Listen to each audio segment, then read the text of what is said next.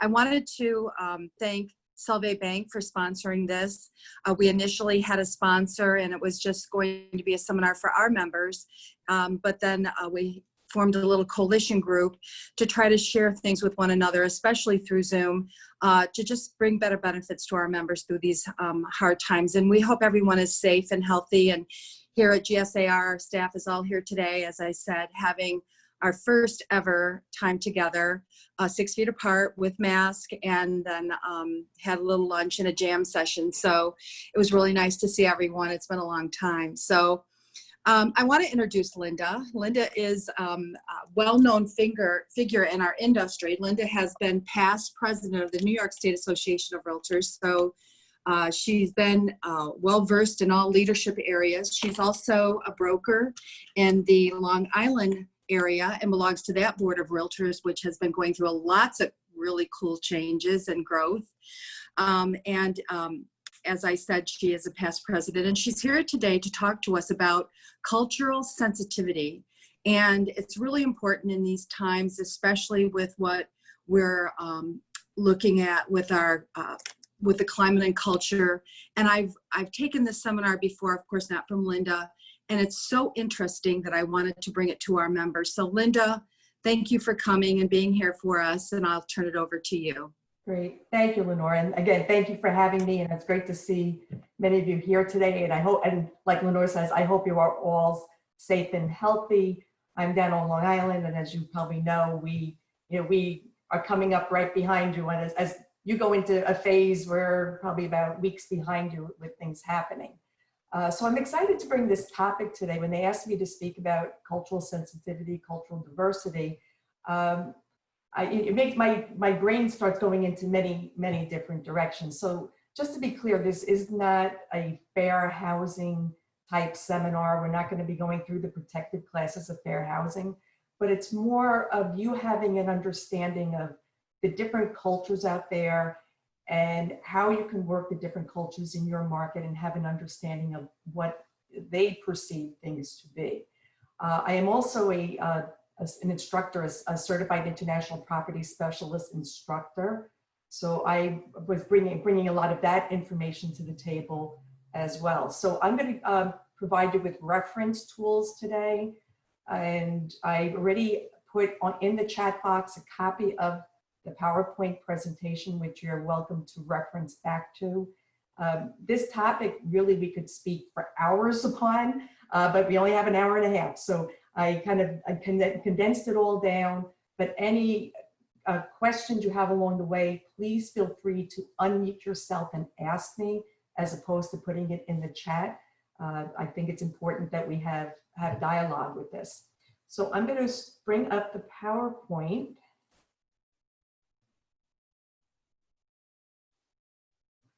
Is that in the chat, Linda? I put it in the chat as a student handout. Okay. I put it earlier on. If you don't see it, if somebody could just remind me at the end, I'll put it back out there. Yeah, I don't think we're seeing it. Okay. I'll make sure. Actually, do you want me to go in and do it again or wait till the end? We can wait till the end. Okay, that's fine. So please just remind me, old brain, you never know. So again, the PowerPoint is available and I'll put it in the chat. And if you can't pull it off the chat, you can email me and I'll send it off to you because I think the material is important more than anything else. And like I said, this material is condensed. So we're gonna keep this moving at a nice pace, but any questions, just jump on in. So again, we're talking about cultural awareness, sensitivity, diversity. That is really the keys here.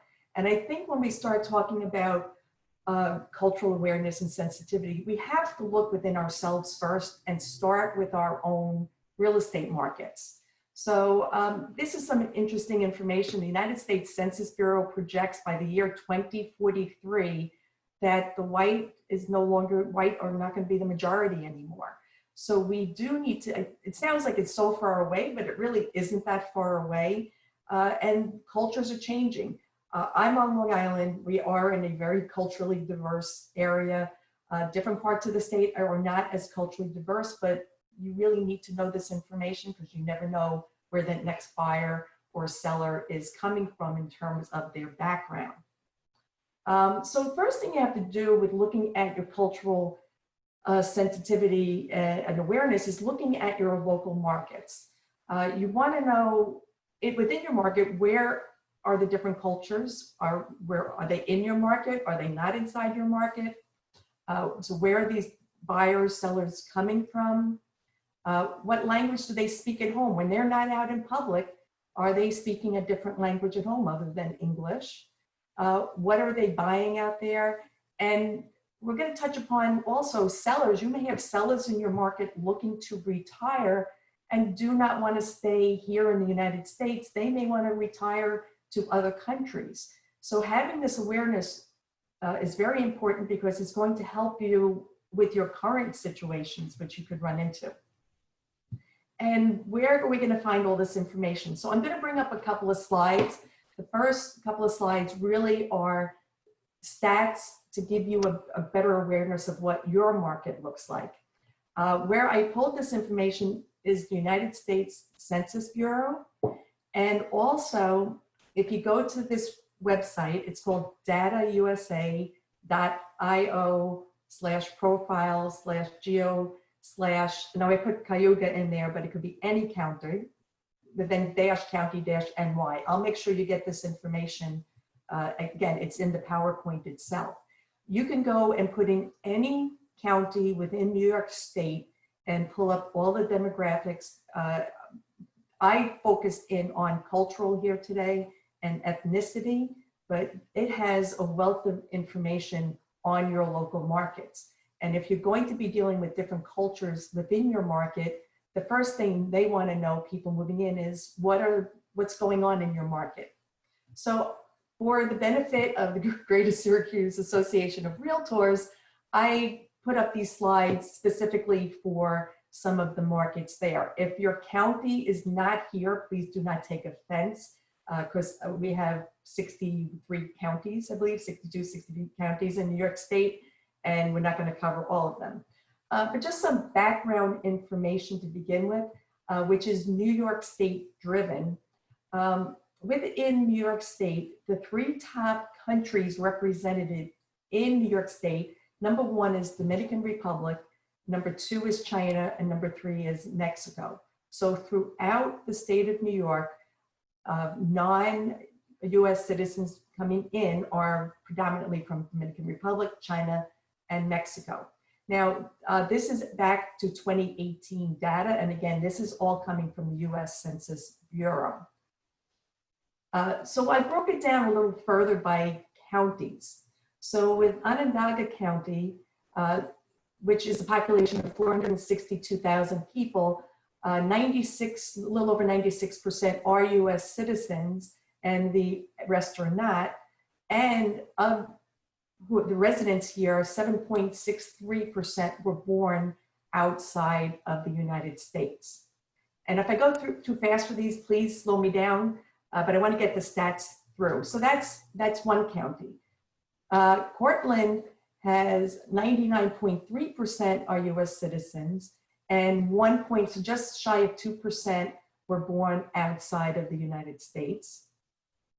Cayuga County, 99% are citizens, and just over 2% were born outside of this country.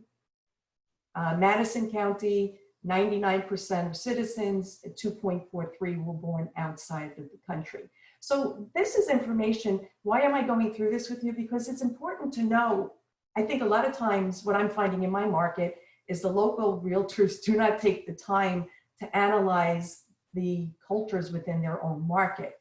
I can tell you that if I looked at Nassau County, Suffolk County, and Queens, which I have done, these numbers are completely different. So what I have found doing the research for today was we're close to 99% throughout the area are US citizens, and then you do have a small percentage of people that were born outside of the United States. Oneida County was the lowest percentage at 96.4% US citizens, and almost a little over 7.5% were born outside of the United States.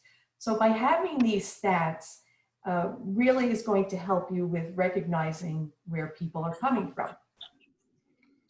And here is Oswego, which is again 99% and 1.85. So this is the counties in locale. And again, I apologize to my Buffalo folks. I apologize if you're not within these counties, but again, you can easily pull up this information. When it comes to heritage, the foreign-born population, we already went through the numbers, but here's a graphic. I don't know how well you can see it. I can see if I can make it a little bit bigger. So Onondaga is just under the 8%. It pulls in Syracuse separately as 6%, and then the other counties are down around the 2% mark. Again, the citizenship, oh, now I did it. Sorry about that, give me 1 second. Technical glitch.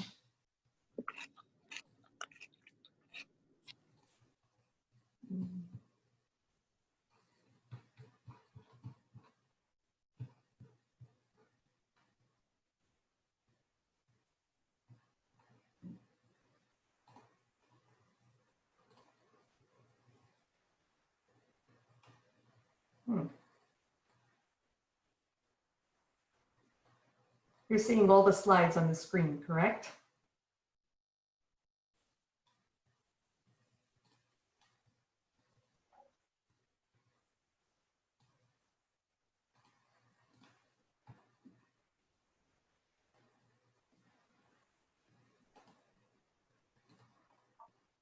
I don't know how that happened. Okay, we're back. My apologies. So moving on to race and ethnicity, we are also covering these by the counties, and I'm just going to go through these quickly. But as you can see, if you're looking at the race and ethnicity, this is Onondaga. The orange color is white, and then it breaks down from there. So looking at the counties that I covered, you're mostly white, non-Hispanic, and then there's some white Hispanic in the area. But that does not mean we can't be dealing with other cultures here. And again, we have buyers moving into the area, sellers moving out of the area, or maybe going into other countries. But it was interesting to look at the stats. This is Oneida. Again, we have a large percentage of white, and then it breaks down much smaller. So it's good to know what the main races and ethnicities are in your areas, because then you'll recognize where you need to put your focus. And some of the things I may talk about today, you may feel uncomfortable with, but this has nothing to do with being uncomfortable. It's really having the knowledge and recognizing your marketplace. So in 2019, National Association of Realtors, now this is throughout the United States, we had foreign purchasers purchase $77.9 billion worth of real estate. And the main place where they came from was China, Canada, India, the United Kingdom, and Mexico. So we do recognize these stats are all pre-COVID-19. You know, we're living in unprecedented times right now, but everything that I'm showing you is, of course, all pre-COVID. Once NAR pulls their stats together for 2020, it should be very interesting to see what's going to happen with these numbers. But I don't think it's going to veer off tremendously. The purchase amount may come down, but I really think we're going to see the same countries in pretty much the same order. What I'm showing you, this slide, you can pull up this document at nar.realtor, and you can just put in foreign buyer purchases, and this is a slide that you can pull up and you can print out. The other thing that usually National Association of Realtors charges for, but is free now, so please try to take advantage of what's free and before you. National Association of Realtors every year puts out a profile of international transactions in the United States. So this is the 2019, this is just the snapshot of it. You go to the Realtor store and it is $0. Usually they're charging for these. So this is an interesting tool that really this slide came out of. So this makes you more aware of who's coming to this country, which cultures are coming into the country. So now that we have the stats out of the way, let's start getting into some of the nitty gritty. And again, if I'm going too fast, somebody tell me I'm going too fast, or you have questions, just please jump right in. So we will have what's called implicit bias. I don't know of anybody who does not have some type of bias. So an implicit bias refers to the attitudes or stereotypes that affect our understanding, actions, and decisions in an unconscious manner. It exists when we unconsciously hold attitude towards others or associate stereotypes with them. So we have these, I don't know of a person who does not have it, but the most important thing is to understand and recognize our own biases that we have, so we know how to deal with ourselves. I think with everything that's happening out there in the world, as you all know, I'm on Long Island. Back in November, Newsday put out not such a great thing for realtors on Long Island or anywhere, in my opinion, about those who were violating fair housing. I think many of the times, I looked at a lot of the videos, a lot of it may have stemmed from some implicit bias. Some of it was way out there in your face, but some of it could have been implicit. If you personally have an interest in knowing for yourselves, a self-analysis of looking at what biases you may have, I posted here a website. It's implicit.harvard.edu. So Harvard University has put together tests, and there's different tests that you can take, white versus black, skin color. It can come down to political views. There's so many different tests that you can take. They do not record them. They do not share it with anybody. You can go in and at the end of the test, it tells you if you have a bias leaning one way or another. I have taken a number of them because I don't practice unless I preach it. So here I am saying, I recommend this, go in, you can look at your own biases, because you may not know that you have these things, and it could be reflected in your day-to-day real estate careers. So broadly, race refers to physical or biological differences, while ethnicity refers to shared cultural traditions like language, religion, and beliefs. So we are going to stay away from the more race part of it, and what the focus is going to be is more the cultural end, cultural traditions, languages, religions, beliefs of what our buyers and sellers may believe in, that's going to affect how their buying power in purchasing real estate. So the key to building inclusive cross-cultural relationships is to learn one's own attitudes towards these differences.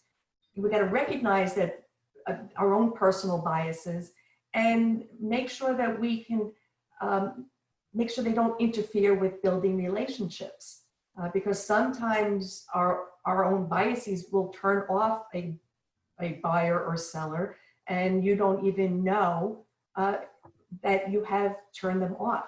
So what I'm going to be teaching here today is how to understand and give you the resources that you know to understand different cultures. And if you're going to be working with somebody from a certain culture, what I always do is I research that culture before I meet up with them. So I am going in firsthand knowledge of how they're going to, how they perceive things before I am working with them. And it's not about a stereotype. I'm not stereotyping them. I'm not putting them into one large bowl. But if I have some background information on what certain cultures are doing before I work with them, it will give me a heads up on how I need to react with them. Okay, so this is not about changing other people. This may be changing ourselves to work with them. So the National Association of Realtors, here's another great video. It's about a 54 minute video that I highly recommend that everyone look at. It's on their website. It is called Bias Override, Overcoming Barriers to Fair Housing Video. So it touches a lot on cultures and different biases. So I highly recommend, I sat through this, it was eye-opening. I believe that we can all learn something new every day, and this was a great video that I highly recommend. So moving on, we're going to talk about multiculturalism. So this is the practice of acknowledging and respecting several different cultures, religions, races, ethnicities, and attitudes within a society. Culture refers to a traditional common body of behavior and the values shared or recognized as typical of the majority of a given population. These behaviors and values characterize and distinguish people from one group from those of another. So just as an example, if I have a client who's coming in and they're from Italy versus someone who's coming in from China, I will guarantee you that they have different cultures, they have different religious backgrounds possibly, and they look at things completely different. So I will never lump everyone who's coming into the United States, or if I'm working with different cultures, you can't lump them all together. You have to recognize them for what they believe in. So culture definitely impacts what we think, what we feel, how we view the world. So in order to acknowledge, looking into this further and acknowledging that we might stereotype one another culturally, we need to recognize these different aspects. And again, this is hopefully a little bit more of self-awareness than anything else out there. So here are some national statistics also. So the real estate market is changing. I think we know this because of increasing cultural interaction among nations, regions, communities, and neighborhoods. It will definitely be interesting to see once we get through this pandemic, and hopefully we don't know when it's going to happen, but hopefully when we come out of this on the other side, it will definitely be interesting to see what countries, what are out there that still want to make the purchase here in the United States. And over time, things have grown with technology and communications, social media. We have such great access to different cultures at any point in time. We all, I'm sure, are on social media. Just as a side note, I've taken several trade missions with the New York State Association of Realtors, always to Italy, because that is who we are linked to. And I have made numerous friends with real estate professionals who are in Italy. And during this time of the pandemic, it has been very interesting and upsetting at times to see what our fellow real estate professionals were going through in Italy, because as you all know, they got hit very hard. So everything is a learning experience. So it's going to be very interesting to see what happens in time throughout our country. So real estate professionals, if you're interested in broadening your understanding of diversity and expanding your market share, these are things you have to think about. You want to build and expand your understanding of cultural differences to serve your clients better and fairly.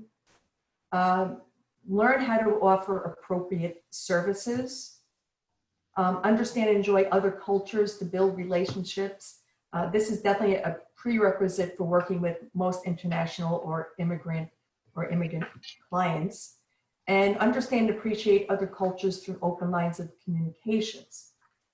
I have sent many of a New Yorker from Long Island who wants to retire to different countries there, and having the knowledge of certain countries like Mexico, Costa Rica, Panama, where a lot of our retirees sometimes want to go, has helped.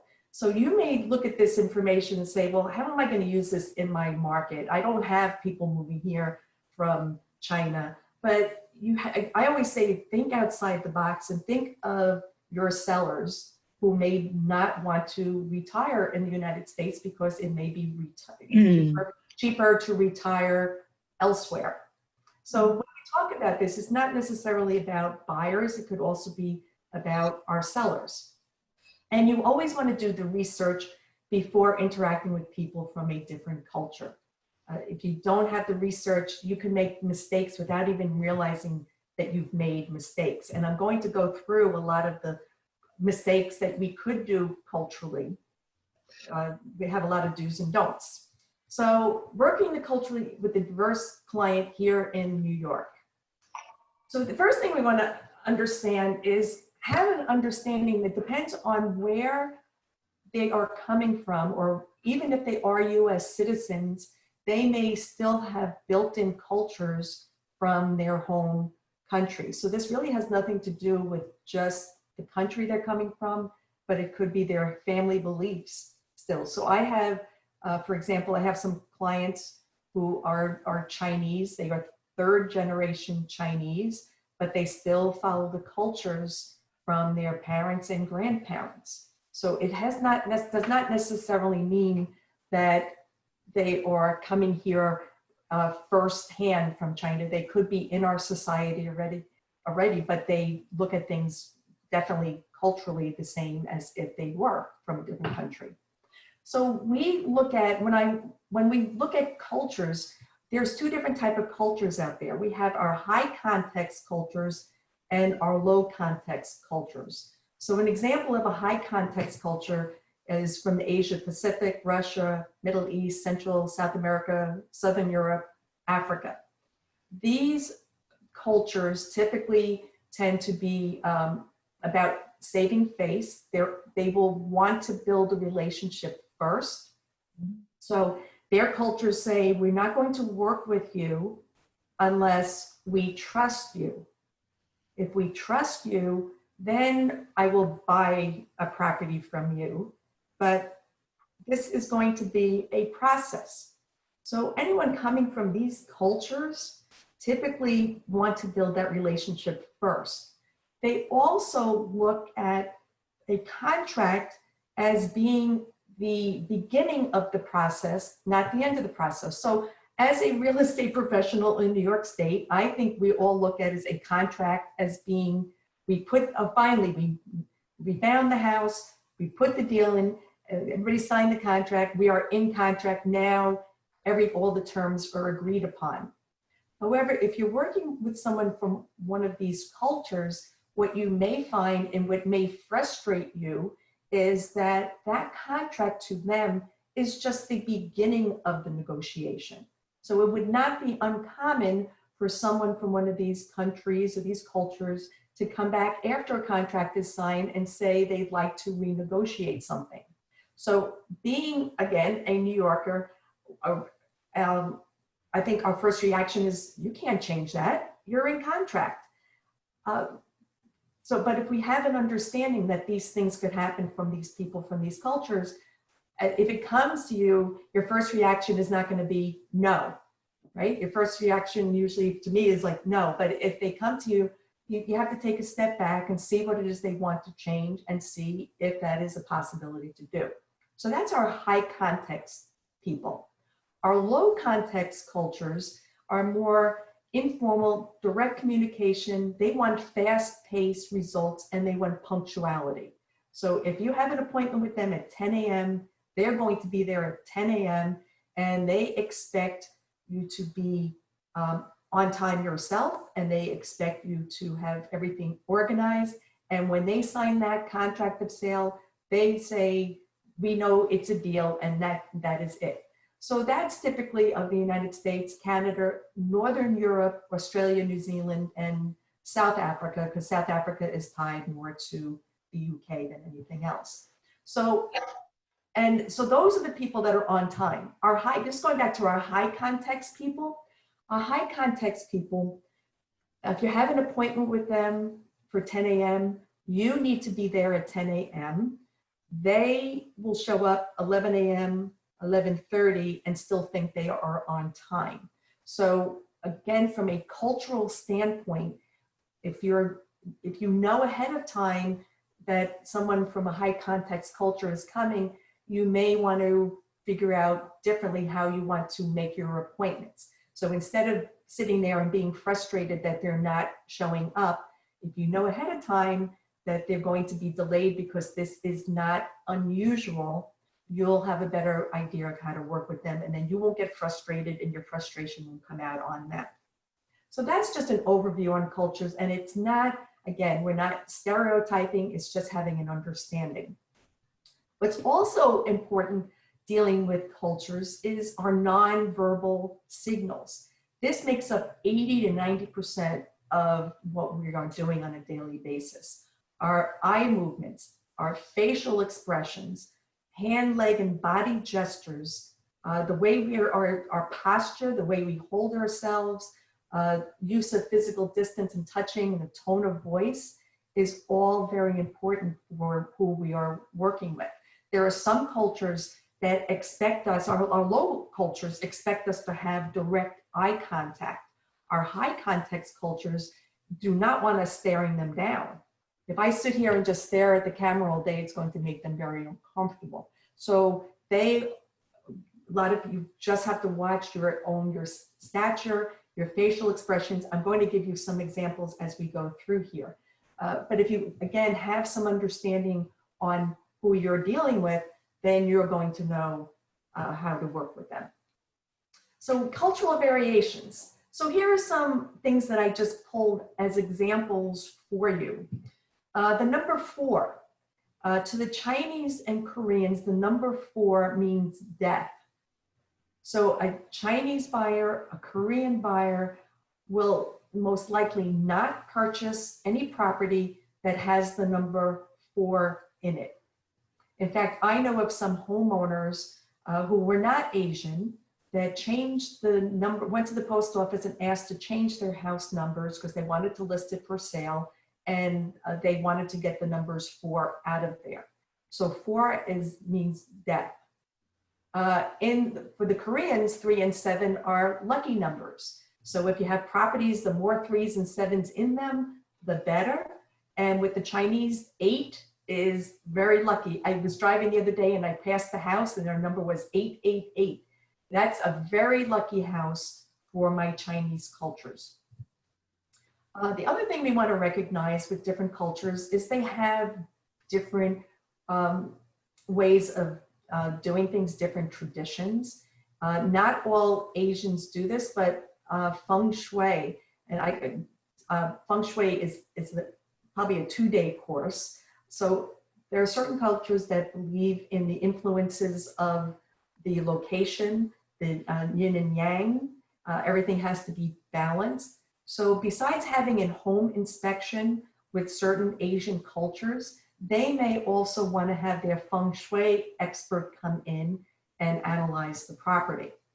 And within the property itself, it's broken down into sectors, and there are things that can influence the sale. For example, if there is a tree right out your front door, that tree blocks what's called the qi, and most likely an Asian buyer who follows feng shui would never purchase that property. So again, these are just some cultural variations, and we're going to get into more. I would sit here all day and give you all the different cultural variations, but again, I think it's important to know that every culture has their own beliefs. What's important for us as real estate professionals is cross-cultural listening. You need to pay attention. Obviously, in our own day-to-day careers, the more we listen, the more we learn about people, but we need to pay attention to the person and the message and never assume to what the person wants. I'm a believer in asking open-ended questions. You don't want to ask questions that only require a yes or no answer. The reason behind this is that many cultures will say yes because they don't want to embarrass you. So no, in many Asian cultures, it's like they're going to embarrass you if they say no. So it's always best to ask questions that do not require a yes or no answer, something that is open-ended that they can ask you. Because they're always going to say yes. Even if they don't, if you ask them, did you like that house? Even if they didn't like it, they're going to say yes, so they don't embarrass you. It's important to emphasize and create rapport with people. With our high context cultures, they are expecting that. They're expecting you to understand that the relationship has to be built first. And if you don't understand something, it's good to paraphrase. So if someone from a different culture says something to you and you don't understand it, instead of thinking you understand, it's okay to go back and paraphrase it back to them and say, so you're saying this is, this information here. So if they tell you they want a certain house, and then you can just say, well, okay, so my understanding is that you need a 2-family house with separate quarters for your parents. So it's always best, if you don't understand completely, to paraphrase the question back to them. Request information in a way that does not bias or inhibit the other person's response. That's my open-ended questions. If somebody says yes to you, does not mean yes. Any questions along the way? Okay, so cross-cultural business skills. So how do you gotta make sure your behavior is appropriate. You always want to have positive attitude, and you need to adjust to the need for high or low context interactions. So again, if you know early on whether they're high context or low context, you will know specifically how to interact with them. And you need to recognize the cultural considerations in business transactions. So here are the do's and don'ts. I'm going to take these one at a time. Saving face. This is the most important, especially for our high context people. They do not want to be embarrassed, and they do not want to embarrass you. So if you say something that could be embarrassing to them, they're not going to want to work with you. And this is a little further on. You also do not want to self-deprecate yourself. I think sometimes we kid around with each other, and I'll just say something silly about myself. Oh, look at me, I just messed that up. Like the PowerPoint. I would never think of saying that in front of a culturally different client, because they are now seeing that they're going to be embarrassed for me. Talk less, listen more. I think that's true in everything that we do, but I think it's most important with our multicultural clients. And know that that relationship has to come first. If we don't build that relationship, you're going to end up losing the buyer or the seller. The formal, slow pace is, again, with our high context cultures. We cannot rush people into things. What we need to do is recognize their cultures and how they do business, so we can explain better to these people how business is done here. I think that a lot of times we make assumptions that people understand how we do business. Now, I can speak about this. I am downstate New York. You are all upstate New York. I believe you all do your own contracts. Downstate New York is backwards. We don't do contracts. So we put together the deal, and then we hand it over to the attorney, and the attorney drafts up the contract, the sale, the seller's attorney, and then we hope that in 2 weeks, the deal goes into contract. Now, I know this sounds very foreign to you, but however, just think of how foreign it sounds to somebody who's from a different culture and doesn't understand how we do things. So anytime you're dealing with somebody who's from a different culture, from a different country, coming here to work, never assume that they understand how you do business. So I was asked once when we were in Italy, I was asked certain things on how we do business in the United States, and my answer had to be, we do things differently state by state. So I've narrowed it down to New York, but even within our own state, we do things differently. So have an understanding that the pace, you're going to have a slow pace, especially in the beginning, and explain everything to them. Punctuality applies to you. Even if they're going to be an hour, hour and a half late, you need to be on time. Attorneys, different cultures look at attorneys differently than we look at attorneys. And so again, downstate New York, unfortunately or fortunately, hopefully it's no attorneys here. There's nothing against attorneys, but we use attorneys. We use attorneys, they draft contracts, they review contracts upstate. We have title companies. Many cultures do not have attorneys in their cultures, or if we mention the word attorney to them, they think there's a problem, because in certain cultures, the attorneys are only brought in when there's a problem. Contract, again, we discussed the beginning and the end. The high context, they look at that as the beginning. The low context, that is the end. We put everything together. And this last one here, we have some more, but this is really important. We tend to be an informal society here, especially in New York State. People come, you call them by their first names. We need to recognize, to be culturally aware that when you're meeting someone from another culture, you address them as Mr. or Mrs., Senora, Senorita, whatever the case may be, until they give you permission to address them differently. And many cultures, they will defer to the elderly. In our Asian cultures, the elders are very important in the decision making. So you may be taking out as an example, you may have a Chinese buyer. You are taking them around to look at properties. Let's say it's a husband and wife you're showing properties to. And now they want to come back and bring mom and dad, grandma and grandpa. They want to bring the entire family. This is not unusual.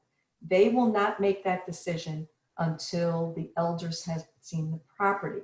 And it's typically, in the Asian society, it is typically the elders that are the decision makers.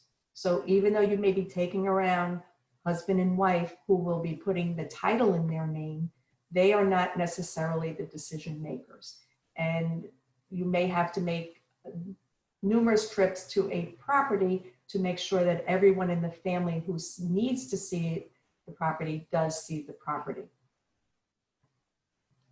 So again, respect for hierarchy. If you're doing, if I have any of my commercial practitioners out there, if you are doing business with different cultures, you need to respect the hierarchy of the who's in charge there. The person that you are speaking to at first may not be the person that is going to be signing off on the documents.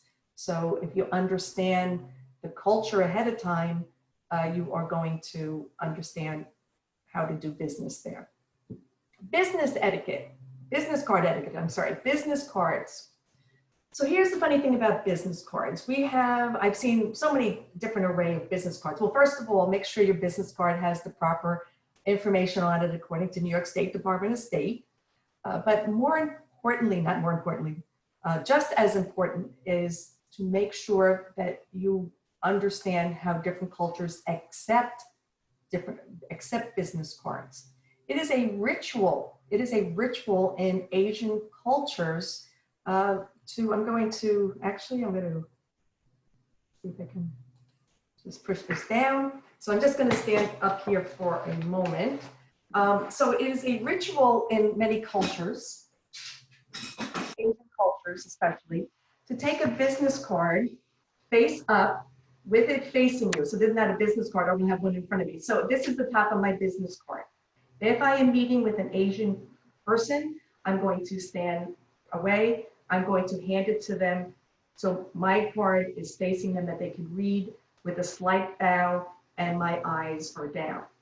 They are going to do the same thing. It's two-handed. If we're dealing with Asian cultures, it is a two-handed business card, always. Other times, one hand is fine, but I have gotten into the habit, even with non-Asian cultures, to give my business card with a slight bow. It's respectful. So the other side of this is to make sure that when someone gives you a business card, do not write on their business card. That is a big mistake. Never write on somebody's business card. They look at business cards as being, this is you. So why would you take a business card? And don't write on the back of your business card either. Don't take your business card and turn it over and add additional information. If you have additional information, give it to them on a separate piece of paper. So business cards are a ritual in many cultures.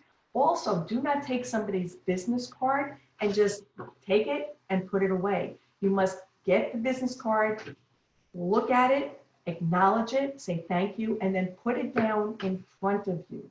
Don't stick it in your back pocket because now you're sitting on them. It becomes rude, right? So you don't put it in your back pocket. Don't just take it and put it into your wallet. Don't put it into your pocketbook. So with many cultures, and I think we can use this in our day-to-day. When I meet people today, although 6 feet distancing doesn't help with this. So if I'm going to do someone with 6 feet distancing, I am still going to bow and present the card, but then I will leave it on the table for them to take.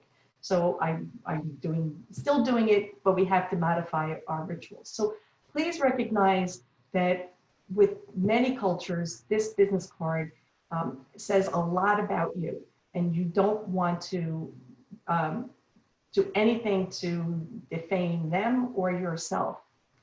If you find yourself doing business with certain cultures, which maybe some of you are, let's say you're dealing with Spanish-speaking cultures, it's okay to have a business card, which one side of the business card is in English, the other side of the business card is in Spanish. When you do hand them the card, you can hand it to them with the Spanish side up. So these are just some recommendations, but we take business cards, I think, for granted.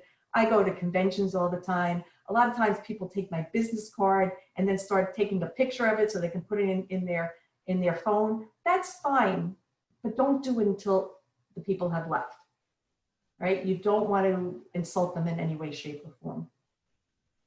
Let me bring this back up. Family matters. Family matters are private. Please don't ask any questions unless they offer you information. So again, from a fair housing perspective, obviously there's questions we can't ask, but you don't want to start prying into different family matters at all. And even though you may understand that you're maybe dealing with a Chinese buyer, then the elders are going to come, you don't want to pry and start getting a laundry list of the family. They will tell you who they want to come and when they want them to come. Interpreters. So here's the thing about interpreters. It's fine to have an interpreter, but never assume up front that somebody needs an interpreter. Just because someone's from a different culture, their main language may not be English, but that does not mean that they don't understand English. So first, you don't want to insult them by automatically having an interpreter. It is okay to ask them if you feel that maybe you're having trouble understanding. You can ask their permission if they would like an interpreter. And the third thing about interpreters is never, ever, ever let someone under the age of 18 interpret. Sometimes families may come and they have a young child who speaks perfect English and now starts interpreting for the adults. You do not want them, especially if it comes down to contract issues, things that you want them to understand. You don't want an interpreter who's underage. So, but again, never assume that they don't speak English, but it's okay to ask them if they would prefer an interpreter. Software translations, be very careful about how things translate. I have some slides to show you this. Things that we say in English do not always translate properly into other languages. So you've got to be careful, and some of these online software translations don't work properly. So if you're not sure, it's best to have someone who can translate documents for you as opposed to using something that's online, any type of software. You need to be aware of nonverbal signals.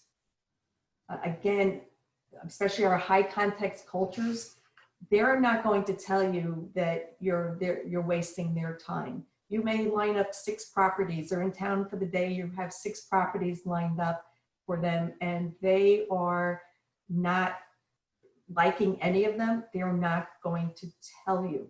So just watch for nonverbal signals, yawning, they start looking away, or they're very quiet.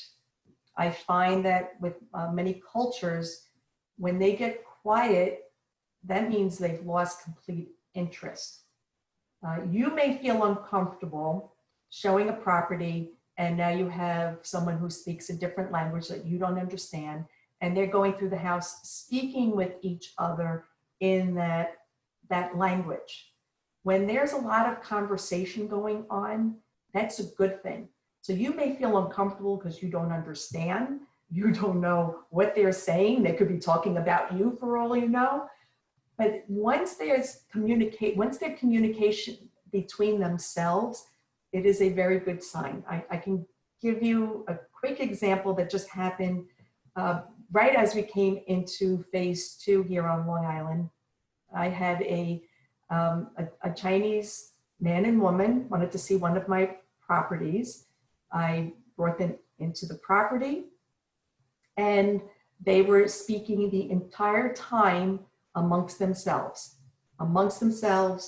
in Chinese, not a word to me. They said hello to me. They were fine. They let me walk them through the house 6 feet apart from each other. However, they spoke to each other the entire time. I knew they were going to buy the house. We are in contract on the house. So if you can recognize these cultural differences, these little innuendos, it's going to help you in your business. Common sense, use your common sense. If you see that somebody's bored, it's okay to pull them aside and say, maybe these properties are not of interest to you. Let's have an open dialogue and see what is it that you would like to see. So instead of being negative on the ones you showed them, let's be positive on the ones you're going to look at. Do not make jokes. If you don't know these people, do not joke with them.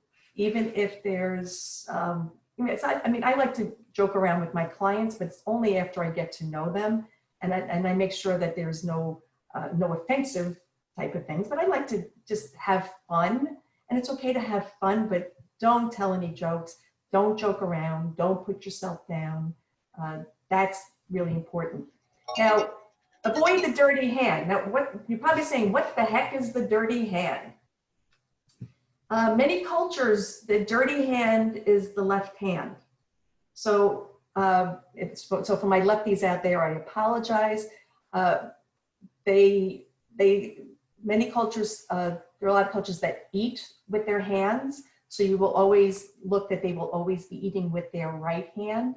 The left hand is dirty. So never do anything with your left hand. If you need to guide them along the way, we're going to talk about how you can guide people. Don't use your left hand. It's always with the right hand. So it's not all cultures, but what I say is it can't hurt to just use your right hand for everything. Any questions? Okay. I have a question. Yes. You said about interpreters. Could you just back up to that for a minute? Sure. Is it appropriate to ask the buyers, let's say, if they want an interpreter? And I've had buyers say, "Oh no, my son is here. When we get to the point where we're going to do a contract, then I'll bring someone else in that's older." And I was like, "Eek." Yeah. Hey, you want to be careful. Again, you want to be careful with minors. If you're showing the property and if the buyer has a good understanding of the English language, then you're probably not going to need interpreters. But at that point where now you're going to be moving into legal documents, yes, then you definitely cannot use that minor child. Okay. It's also good to have someone, if you have someone that you work with that speaks the language, you can reach out to them to jump in. Again, I'm in an area that we deal with attorneys. So in many instances, we're pulling in an attorney that speaks their language because the contract is going to be in English And it's good to have someone there that can explain the legal language to them. So if you can align yourself with some attorneys out there, even though you're doing the contract, with the contract review, you want an attorney that can read the written contract and explain it to them in their language. Okay. Okay. So in that case, if they don't want an interpreter, then maybe the attorney could suggest an interpreter if they weren't understanding everything the attorney was trying to explain to them. Absolutely. Okay, Absolutely. thanks. Or you may want to align yourself, Yeah. start thinking of attorneys that you work with that may speak different Okay. languages in your market area. All right, thank you. I do that. I have several attorneys that I work with. I have my base real estate attorneys, but when I'm dealing with an international client, I have other attorneys that I work with as well. Because there's other things here too. I mean, we're just touching on the surface of culture, but there's other things that I have to take into account. One being moving money. And that's like a whole different course. You know, if the money's not here and it's in a different currency, we've got to work with those things. So I have different attorneys that handle my international clients. But good question. So here are some nonverbal red flags. These are things that you can be aware of when you're showing properties or sitting down with a seller who is, you know, from a different culture. If you go too close to them, now nobody can get close to anybody these days, but under normal circumstances, we are used to standing certain feet apart from each other, and everybody has their comfort level. If you come close to somebody and they take a step back from a different culture, do not step forward to them. They're telling you that you're too close. So even though we may be comfortable with, say, a 2 to 3 foot differential when speaking with somebody, they may need that to be more of a 4 or 5 foot different. You know, so if you're too close and they take a step back, just don't you start moving closer to them, because you're just going to back them into a corner. Eye contact. Again, you don't want to stare people down, especially our high context purchasers or sellers. But if they're kind of looking away like this, you know, that's telling me they're bored. If they're not looking at you or having some type of, they're not going to be staring at you, but if they start looking elsewhere, they're not happy. You've got to make some changes. Scowling, frowning, that's right there. You need to make some adjustments. Any type of inappropriate laughter, if somebody all of a sudden lets out a laugh, that's nervousness. And that is a signal to you that there is something wrong going on here. So you're missing something. So these are things to help you understand other people. Covering the face, if they start covering their face, that also is a nonverbal flag that is telling me that they're not happy. They're not happy. They're not happy with what I'm telling them. They're not happy with the situation. And I need to make some adjustments if I want to hold on to them. The remaining silent and no questions, absolutely. I know when somebody doesn't like something, if they're so quiet, if the example I gave you, if that Chinese couple had went through that house and quiet the whole time, I knew to get them out of there quickly. So if they're not asking questions, they remain silent, it's a red flag with many cultures. And if they're just displaying impatience, so as much as you may have an agenda to show so many properties and whisk them out the door, you have to be able to recognize these red flags and say, okay, something has gone wrong. I need to take a step back and reevaluate what's going on here. So here are some behaviors that we should avoid. Hands in the pockets or hips. So don't put your hands on the pockets. That looks like, you know, you're annoyed. Don't have an intense, prolonged eye contact, because if I do this, you can be uncomfortable. Scratching your head. Now you may have an itch, but scratching your head in some cultures means you're embarrassed or you're embarrassed by them. So try to avoid touching your head, especially with COVID-19. Don't, right? Wash your hands, wash your hands, wash your hands. Don't touch your face. Crossing of your legs in certain cultures is offensive. showing the soles of your feet. So if you're sitting back and speaking to somebody, this is very true in a lot of Middle Eastern cultures. That is like cursing at them. So if you sit back and you put your feet are not flat on the ground, you put your foot up so they can see the sole of your foot or sole of your shoe. Hopefully you have shoes on. That is offensive to them.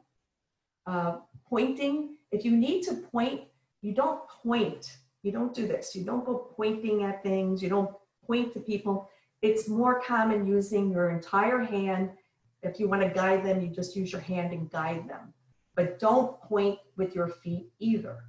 So don't just put your foot out and say, go this way or go that way with your foot. Always with the palm open and guide the people away. Fleeing or invading personal space against that personal space that they want, just don't get too close to them. Do not show impatience. It can be very frustrating if you don't understand certain cultures, like if they show up late and you've lost all your patience and now you are angry because they came an hour late. So, don't lose your patience. If you do your homework ahead of time and understand the different culture of the people that you're working with, then you're going to understand, okay, they're late according to New York time, but they're on time according to their culture. Again, no pointing, and don't do this, none of this, come here type of thing. Nothing with fingers like this. That is very rude. And in some cultures, so what does this mean for us? What does this mean here? Anybody? If I give the thumbs up. What do you think? It means okay, right? Great job, thumbs up. This is an obscenity in some cultures. So what interprets well here in the United States, you could have this is like giving the middle finger to us in other cultures. So beware of things to avoid there. Religion and faith. So part of cultural understanding is knowing where they're coming from, but also having an understanding of what possible religions are that they could be coming from. We understand that Christianity is the largest number here in the United States. 70.6% of Americans identify themselves as being Christian. But then if you start breaking it down, there are so many different denominations of Christianity. So having some understanding of different religious beliefs is also going to help you through the process. So religious traditions, it's fundamental to cultural identity, norms, and traditions. A lot of cultures don't just identify themselves as the country they're coming from, but their religious beliefs are ingrained in them and become part of cultural attitude. So it is very important to learn the beliefs and traditions of the clients that you're going to be working with. You do not have to change your beliefs and traditions. I have yet to meet a client that says, well, Linda, you're a Christian and I'm not, so I need you to change. I've never had a client say that to me. But if you have an understanding of their beliefs and traditions, it will help you. Because it influences their personal life, it influences their family life, and it influences their business habits and their business decisions. I have a question, Linda. Yes.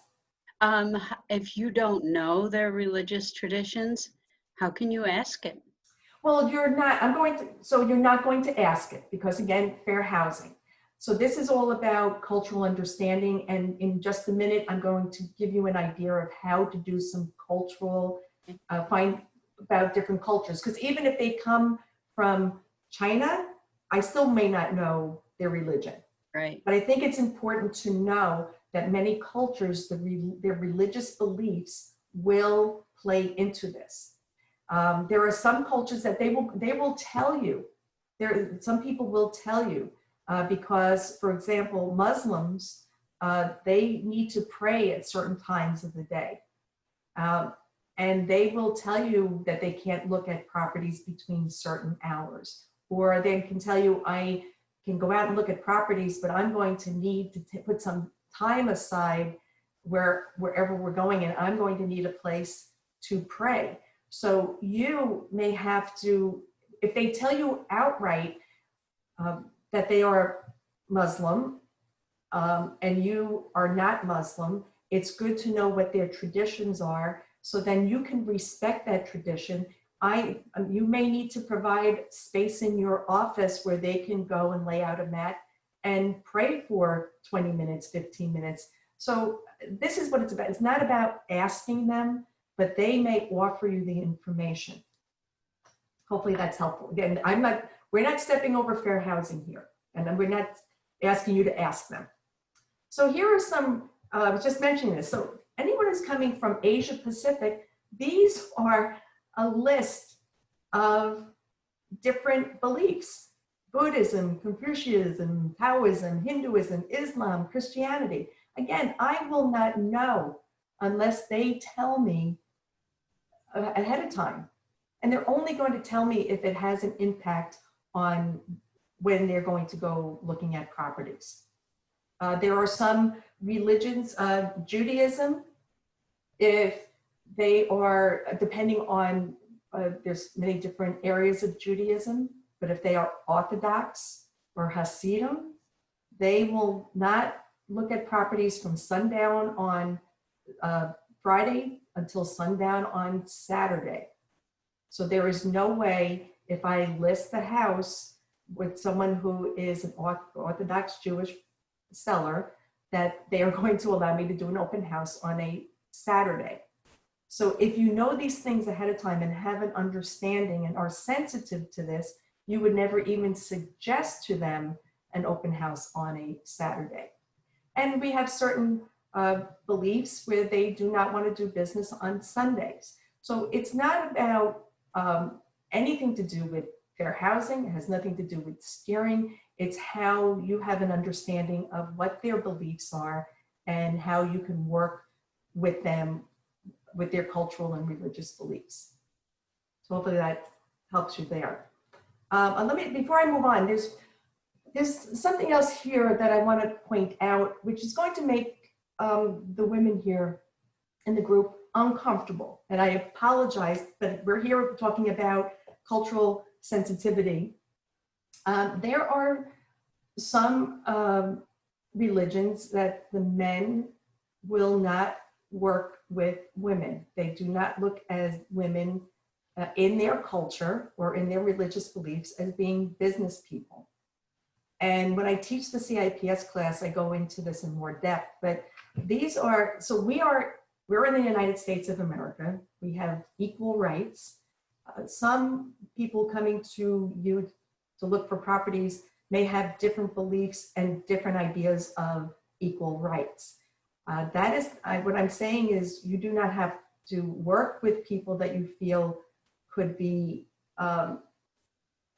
against your beliefs. No, nobody forces anybody to work with anybody. But the most important thing is you cannot change them. You cannot, if you feel okay with working with them, I as a woman may have to make a decision, am I going to work with this person and bring on a male realtor to be there?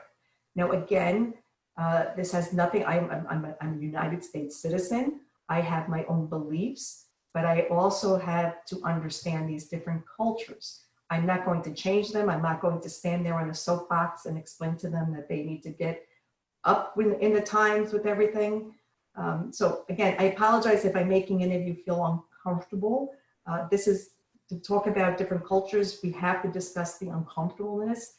But again, the whole point of understanding the cultures is that we can adjust to them and not expect them to adjust to us. And another thing, just no, I forgot my email. somebody. I can get my email. I think somebody is not muted there. So with other cultures, I'm using feng shui as an example. There's different faiths out there. There's people that believe in numerology. Feng shui is not practiced by all Asians, but feng shui, they believe, as I said earlier, in yin and yang, and there's good and bad feng shui. So if we understand the cultures, it's going to help you in business. So here is what I mentioned. Here is the book, Kiss, Bow, or Shake Hands. I also have it live with me. This is the second one of these I have. It's a great book. It goes through different cultures. It has, I'm just opening the book here. I think there's probably 50 different countries in the book. And what this book does, so first of all, I don't get any royalties. I'm not here selling you the book. I know you can get this on Amazon and other places. I don't know what it costs. So it's more than 60 countries that are in the book. But it's written by Terry Morrison and Wayne Conaway. This has helped me a lot. I have, this is my second edition. My first edition, I had all the little notes in here because I can bring up any country in here. And here I have Hungary as a country. It will give me background on Hungary. It will give me background on the different religions that they may practice there. It will give me business etiquette. It will tell me what to do, how to address people, how to, do you shake hands? Do you shake hands? Because some cultures like to hug, some people like to shake hands. These days we're not doing anything, but when we get back to this point, it gives you guidance on what to do. It also is a great book if you don't know what to buy as a closing gift. A lot of cultures, I know Cutco has great products, and I know Cutco, a lot of agents buy them and give them out as gifts. A lot of cultures you would not want to give a knife to because they look at as a knife as severing the relationship. So this is a great book. I recommend it. I don't buy it, it's up to you, but it has a lot of good, and it's easy to read. It's not like a textbook, it's very easy to read. Here's another good book, Immigrants and Boomers. I know it's probably in paperback at this point. Dowell Myers. It goes into how America's changing and how the baby boomers are moving onwards and outwards and how the immigrants are moving in. So it's an easy read also. I, again, highly recommend it just as some resource material for you. Let's talk about some active listening now, which you have all been doing very patiently, and I appreciate it, and I appreciate the questions. So again, it's important if you don't understand or you think they don't understand, it's good to paraphrase, ask those open-ended questions, and pay attention to the person as well as the message. Don't just listen to what they're saying, but how are they saying it? And this is just a chart on active listening. And again, at the end, I will put it in the chat for everybody. So here's what's important is educate yourself on the potential pitfalls. Know who's in front of you. Do your research. We have many valuable resources. And always, always, always keep fair housing in the forefront. In no way, shape, or form am I saying you should treat these people differently because they're coming from different cultures. We need to treat everybody the same, right? We have our fair housing laws, we have our federal, we have our state, we have our local. This is not bypassing that. This is trying to help you educate yourselves and have an understanding that we're not all in the same box. We all have different beliefs. We all have different biases. And most importantly is listen. If you ask a question, let them answer, listen, because we can learn so much by listening to people. So there are mistakes. People will make mistakes. You will make mistakes. So even some major corporations can make mistakes.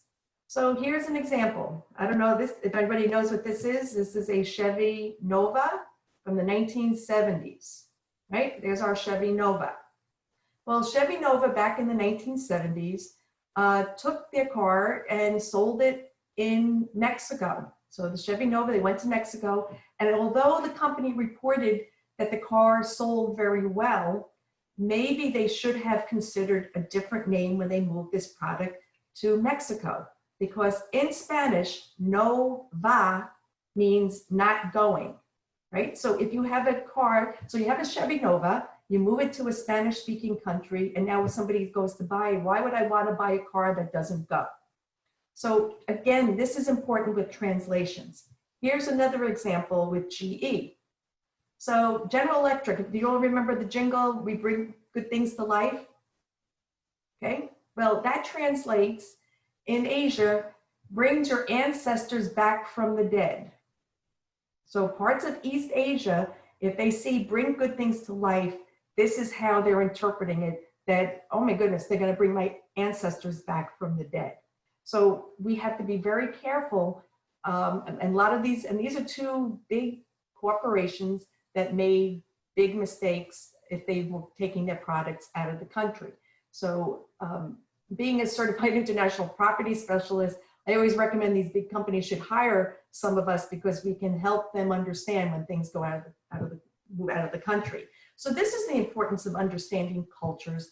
English is one of the hardest languages for anybody to know and learn. We have, for example, to, T-O, to, T-O-O, and to, T-W-O. When someone who's not English as the first language hears us speak, it gets confusing to them. So just understand that how things translate is going to be a big thing and how you, in your marketplace. So be careful of how you say it and what you say because it may get interpreted the wrong way. So marketing, let's talk about some marketing to help you move forward. So these are questions that you should think about when looking at advertisements and promotional material. What does your message say? Does it exclude any potential prospects or group? Again, fair housing, you don't want to exclude anybody. Does the ad describe the services of your firm?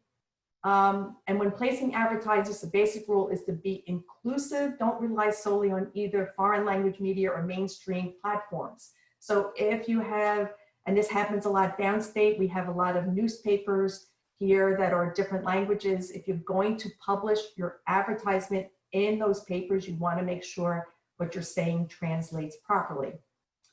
So here's some tips for a multicultural approach.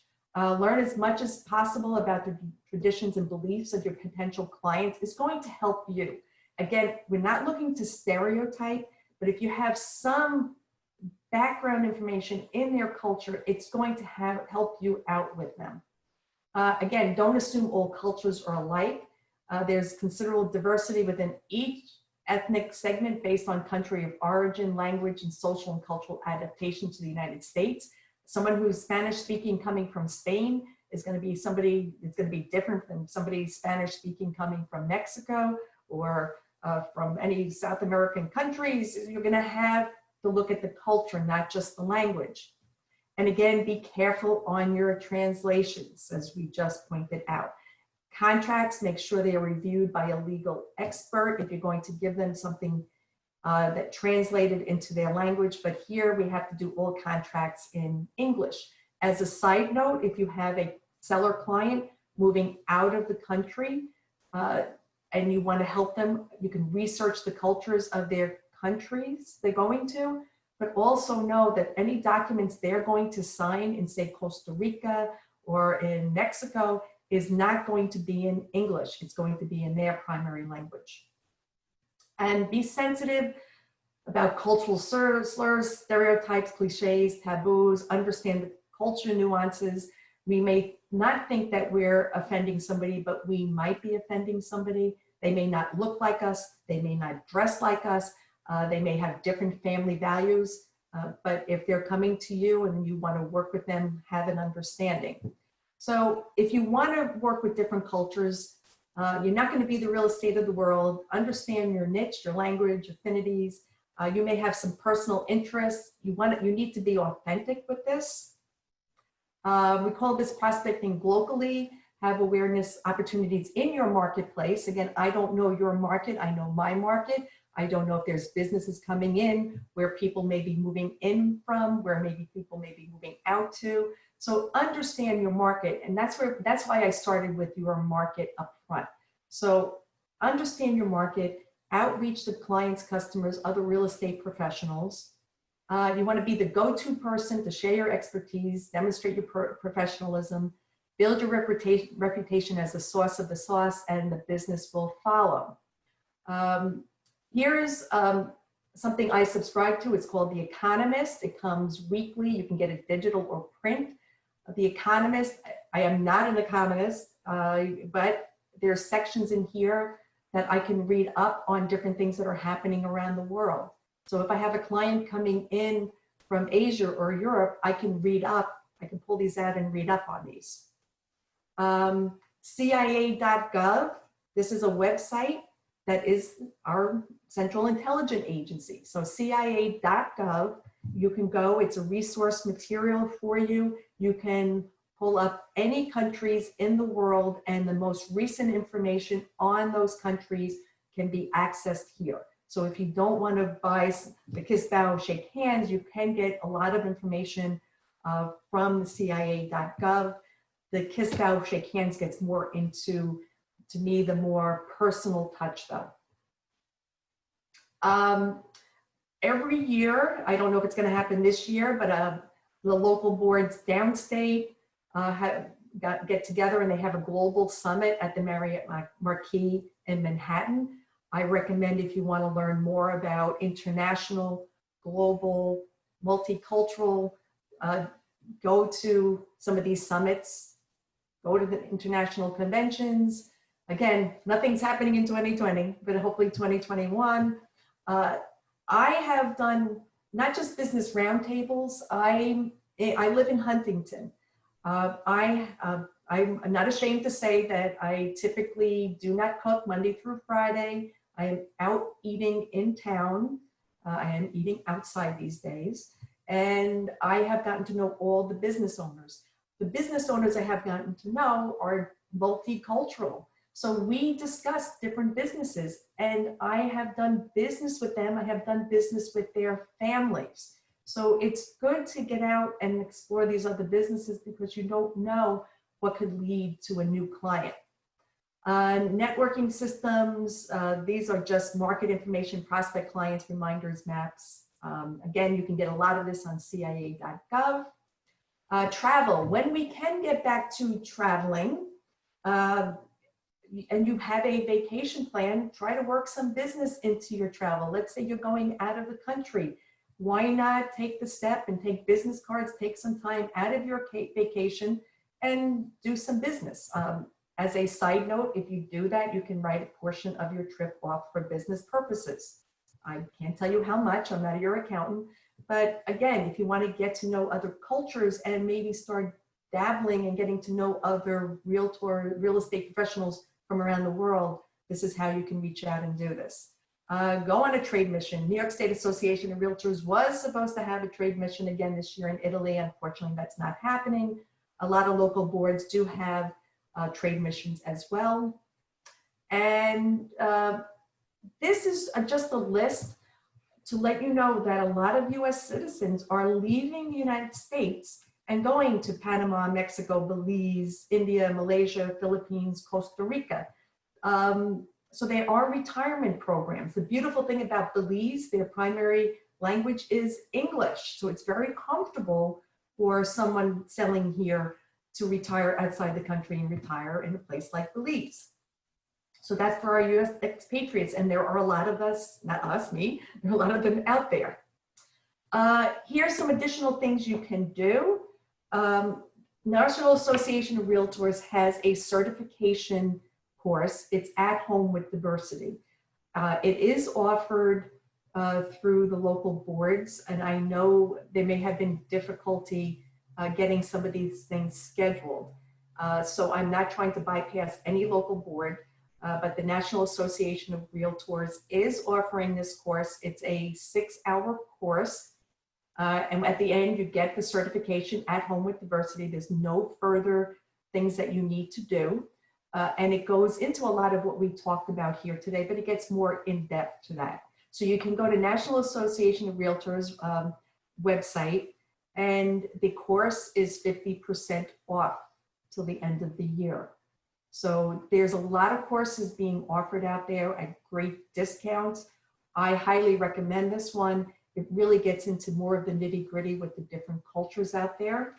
The other one, and I'm not pushing this because I'm an instructor on it, but the CIPS, if you want to get a designation, the Certified International Property Specialist. They have this Global Perspectives is a quarterly newsletter that comes out that I just recently received my latest one that gives you more global perspectives, and it gets into local, international, and lifestyles in real estate. And here are some referral networks. National Association of Realtors is associated with 90 National Real Estate Association in more than 70 countries, and that list keeps growing. The Certified International Property Specialist Network is 4,000 real estate professionals, and that is growing as well. And then if any of you belong to an international franchise, you have your own networks that you can network with. Again, when I speak cultural, I speak international, they're all tied into each other. Quickly on the CIPS designation courses, there are 2 basic courses you have to take: your local markets, transaction tools, and then you need 3 elective courses. The At Home with Diversity can be elective course, but there's also courses, there's one on Europe, there's one Asia Pacific, and there's one on the Americas. From there, or if you have taken any of these courses, CRS or CCIM course, that can be substituted in there as well. And you need 100 points to the designation. I am a CIPS. I had the 100 points. You don't need to speak a separate language to have any to get this designation. And I'm not pushing certifications. I'm not pushing designations. I am a believer in education, and that's why I brought this forward, because we are speaking about cultures. So with that, I think we are just shy of 2:30, but this is me saying thank you to all of you in a million different languages.